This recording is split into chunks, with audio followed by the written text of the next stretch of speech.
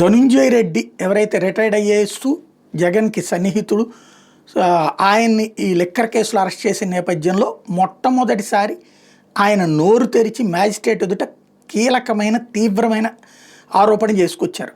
మేము ఎకరం విస్తీర్ణంలో జైల్లో ఉన్నాం, జైలు పక్కన బిల్డింగ్ పైనుంచి మమ్మల్ని ఫోటోలు తీస్తున్నారు, పైనుంచి అడిగితే మేము ఫోటోలు తీస్తున్నామని చెప్తున్నారు.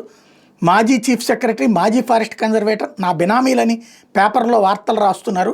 నేను విలాసవంతమైన కార్లు జీవితం గడుపుతున్నట్టు కథనాలు ఉన్నాయి. నేను నా లైఫ్లో కొన్న ఒకే ఒకటి శాంత్రో కారు, నా భార్య వాడుతున్న మరో కారు.